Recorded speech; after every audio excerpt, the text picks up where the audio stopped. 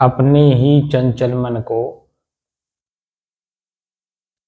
अपने ही बस में करके एकाग्रता, स्थिरता एवं स्वयं अपने आप में शांति का अनुभव करने के बाद स्वयं मैं कौन हूँ को जानने की दृष्टि से साधना करते करते आज 1195 दिन हो गए।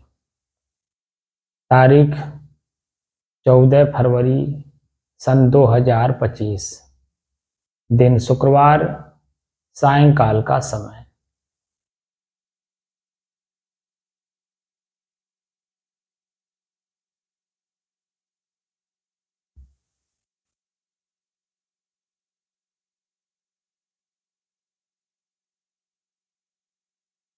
हम लोगों का जो कार्य चल रहा है ये अध्यात्म क्षेत्र में चल रहा है। अध्यात्म शब्द का जो हमने अर्थ बताया था, जो हमारे ऋषियों ने हमें बताया, उसके अनुसार अध्यात्म का मूल मंत्र है कि स्वयं मैं कौन हूँ। आदि धन आत्म, आदि अधूरा शब्द है, इसे पूरा करेंगे तो 2 शब्द बनता है, अध्याय और अध्ययन। और आत्म शब्द का अर्थ होता है स्व, स्वयं, मैं और निज। अर्थात अध्यात्म का मूल सिद्धांत ये है कि स्वयं मैं कौन हूँ। अध्यात्म में कुंभ शरीर को कहते हैं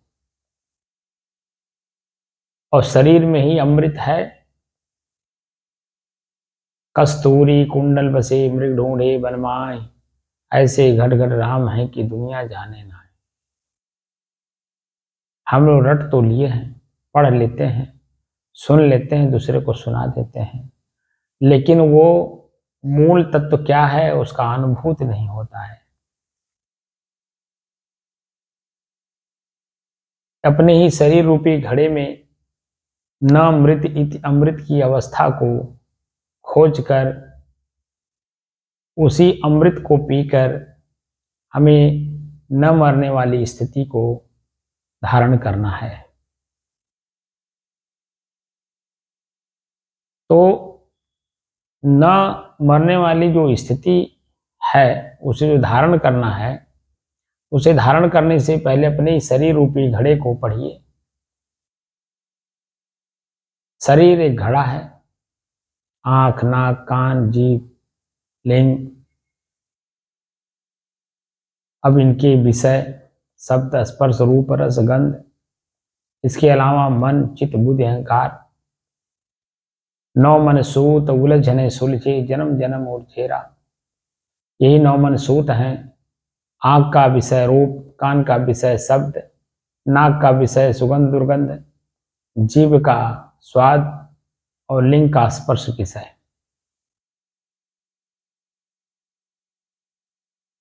इसके अलावा चतुष्टय अंतःकरण, मन, चित्त, बुद्धि, अहंकार, इन सबको एक एक निर्वारी जो निर्वारी जाए, 2 मुख का बोल ना घना तमाचा खाए। अब इन्हें एक एक करके जानना है, समझना है, देखना है, रुकना है, प्रयोग करना है। जैसे शुरुआती दौर में हम लोगों ने देखा, नाक के माध्यम से श्वास को देखा, श्वास में क्या मिला, सुगंध दुर्गंध सामान्य, ठंड गर्म शीतल, नाक के निचले हिस्से पे, ओठ के ऊपरी हिस्से पर यानी मोछ के एरिया में आपको क्या महसूस हुआ, गीलापन, सूखापन, खिंचाव, खुजली इत्यादि। नाक के भीतरी हिस्से में आपको क्या मिला, सुगंध दुर्गंध सामान्य, ठंड गर्म शीतल। या नाक के भीतरी हिस्से में जब हम श्वास लेते हैं, बाहर का हवा अंदर जाता है तो हमारे जो गीलापन है उसको सुखा देता है। सूखने के बाद उसमें जो स्थितियां हमारे चरचराहट की होती है, कष्ट की, पीड़ा की होती है, उसे भी अनुभव किया जाता है। तो नाक के ऊपरी हिस्से, बाहरी हिस्से, आंतरिक हिस्से और नाक की सुषुम्ना अवस्था की एरिया में, उसके बाद फिर हमें नाभि की एरिया में, नीचे नाभि की एरिया में पूरा धीरे धीरे धीरे जानना होता है। तो पता चलता कि ये श्वास मैं नहीं, मेरा है, मेरे से अलग है। महसूस करता मन है, मैं नहीं। जहां मन की स्थिति नहीं होगी वहां से हमारी स्थिति शुरू होती है। नाक का हो गया, आंख का हो जाए रूप, जो हमने दृश्य को देखा है, कोई भी दृश्य हमें ख्याल में आ रहे हैं कि नहीं। कान से हमने शब्द सुना है, कौन सा शब्द हमारे मन मस्तिष्क में उभर रहा है, किसकी आवाज हमने सुना, कब सुना, कैसे सुना, कितना सुना, किस रूप में सुना, और सुन करके मन के अंदर में किस तरह का भाव जग रहा है, कष्ट का, पीड़ा का, आनंद का, सुख का, दुश्मनी का, हित मित्र का, किस तरह का भाव जग रहा है, और वो सब कुछ मेरे से अलग है ऐसा महसूस हो रहा है। जीभ में स्वाद है, जीभ में शब्द है, बगल में कान है, अपने जीभ बोलता है, अपना ही कान सुनता है। हमने क्या बोला सामने वाले को, हमें क्या महसूस हुआ, सामने वाले को क्या महसूस हो रहा है, ये सब चीजें वेदनाओं और संवेदनाओं के आधार पर जानना होता है भीतर से। तो शरीर रूपी कुंभ में अमृत रूपी वस्तु प्राप्त करना है, और वह वस्तु क्या है, वो स्वयं मैं ही हूं। बाह्य जितनी भी चीजें हैं उन्हें सबका परित्याग कर दीजिए, और शेष जो बचता है वही मैं हूं, उसी में आप एकदम स्थित हो जाइए। भीतर से हर चीजों को देख करके उनको अलग कर दीजिए, और उसके बाद अपने आप में एकदम बिल्कुल स्थिर होने का प्रयास करिए। आपको यहां तक कि चींटी काट रही है, मच्छर काट रहा है, या कुछ भी जो शरीर पे महसूस होगा, कष्ट का, पीड़ा का, दर्द का, असहनीय दर्द, असहनीय पीड़ा, जो कुछ भी महसूस होगा वो धीरे धीरे धीरे धीरे एकदम नगण्य होता चला जाता है।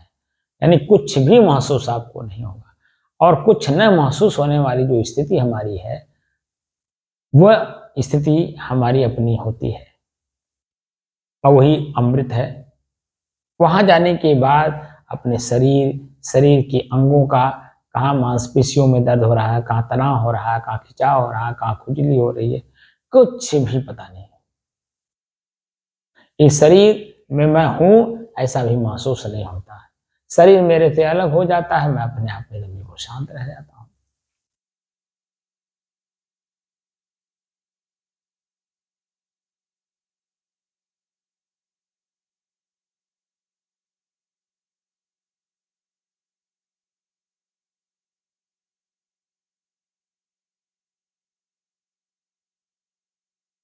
और सुबह हमने प्रश्न किया था, स्थिर कौन है, आत्मज्ञान या आत्मबोध।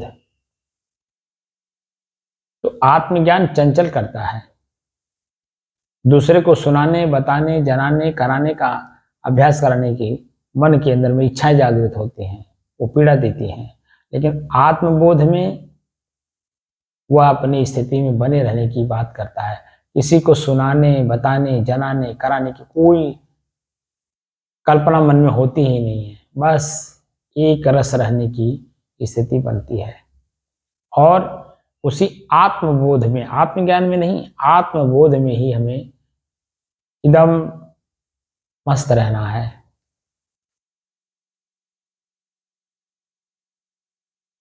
अपनी स्थिति आत्मबोध में ही बनानी है। वही मेरा अमृतत्व स्थान है, वही वस्तु है। प्राप्त कर लेने के बाद हमें मरना नहीं होगा, क्योंकि मैं जो हूं वही हो गया, बस अब कुछ शेष नहीं रहा।